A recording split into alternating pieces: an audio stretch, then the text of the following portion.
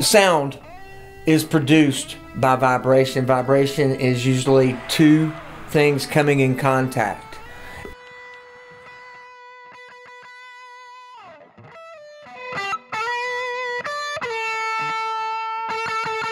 We take vibrations and we manipulate that with different species of wood, or in the construction of it, we begin to see, how those tones are produced.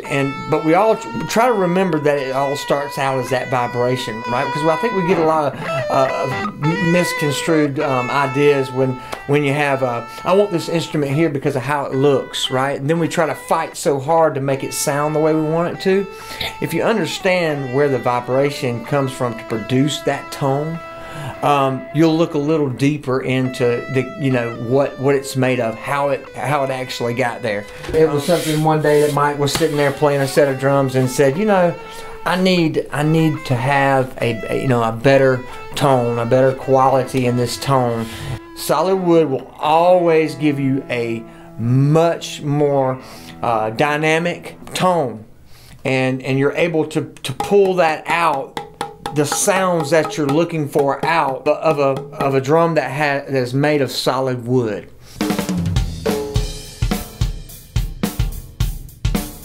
Before it's ever finished, it's already producing music. You're already hearing the tones.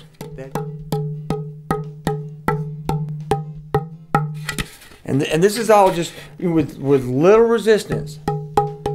You're able to hear the tone of the solid wood from one end of the drum to the other. And I'm just holding this with one finger, trying to keep little resistance on it as possible. But from one side of the drum to the other, the difference in the tonal qualities of it. It almost sounds like you're hitting the head of a conga or a bongo. You know how you can get the different tonal qualities all around in the drum? This drum is not even finished in construction, and you're already getting tonal qualities from all aspects of the drum. So you're going to have a whole lot more abilities to do with these drums here than you will your typical ply drums that have pretty much dead tonal qualities. It's the same thing. That does not change.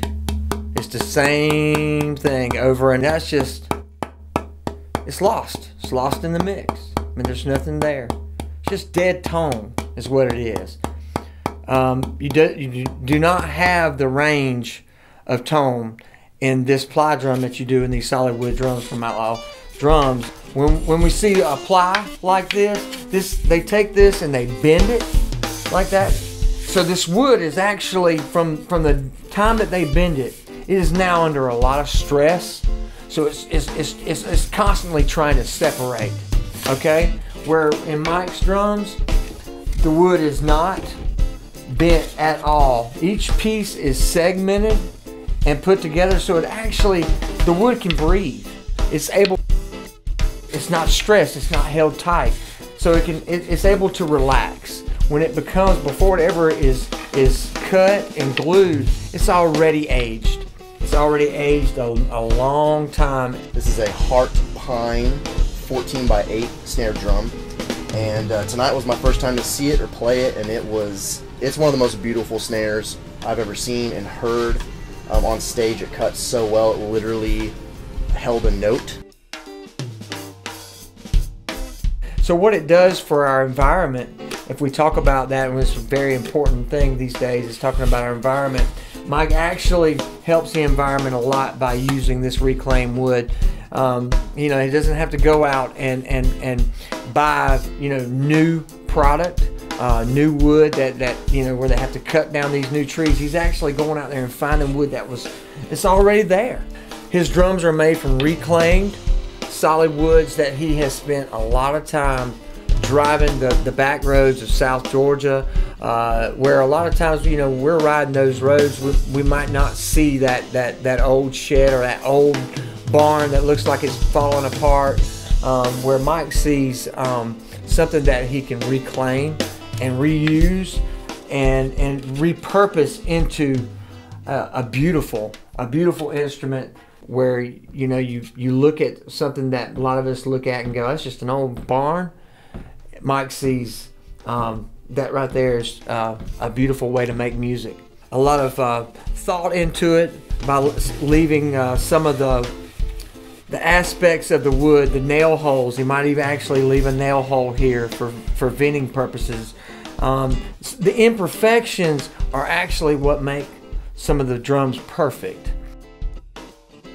This is just an example of some of the finished products that Mike has.